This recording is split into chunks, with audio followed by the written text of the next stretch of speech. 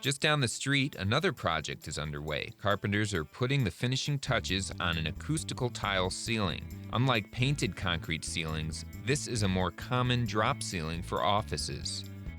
Person in an office, they don't realize the amount of sound that gets reflected off a hard ceiling. Acoustic ceiling is nice and soft, and it absorbs the sound, and it helps to make a quiet environment. Acoustic tiles have been available as long as I've been in the business. That's like 40 years, although the products these days are much better designed and use of recyclable products for sound absorption. Project Superintendent Rick Weiss is at the helm of this remodeling project from Leopardo Construction. On this project in particular here, the ceiling tile we use, there's two different types. There's a mineral fiber, and then there's a fiberglass insulation. Both of them are 100% recyclable. So any waste that we have after the project is done, everything that's in it is recyclable. Obviously, the metal grid is recyclable. Everything for this remodeling job is brand new, and special attention has been paid to use sustainable building material. The real work begins with the layout and planning of the ceiling's grid. Even though when you think of carpenters, you think of wood, and we strictly work with metals, the carpenter's skills are still all the same skills. Plumb, level, square, this is what you're looking for when you install a ceiling. So the same tools and knowledge that you'd use as a wood carpenter is the same tools you use to install a grid ceiling.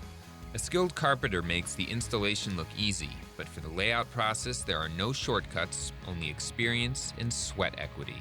The most important thing you do at the beginning is you have to establish the ceiling height. And so establishing a ceiling height, you have to get your sheet metal contractor, your electrical contractor all involved to make sure that you have the proper clearances to get their pieces in after you're done with the acoustic part of it. So you lay your pattern out on the floor, mostly because it's more productive to do it that way rather than try to be up on a scaffold and moving around. And then you can take it and you just plumb your marks up to the molding on the walls. After you do that, which establishes your molding around the perimeter, then you shoot all your hangers. Shooting hangers is not tricky at all with the help of a specialized tool that shoots the hangers into place. After your hangers are done, you take your layout, you bring it up, establish it on the ceiling, and then you start installing the grid. Main runners come first, 4-foot tees after the main runners. The carpenter, again, is responsible for putting in the acoustic tiles. And the challenge to that is, depending on how much space you have above, is getting the tiles in without getting a score on the face of them. And the other challenge would be your cutting of borders. The border is basically on your modern day tile kind of gets scribed to the border, and it can be a time-consuming process.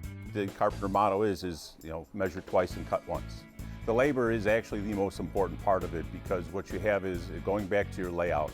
Your layout has to be where it belongs, and it's important to use your training as a carpenter to bring that aspect of it to it, because if the layout in the beginning isn't correct, nothing else will follow. So you really want to do the project one time from the beginning, starting from the layout correctly, and then everything will flow together from there.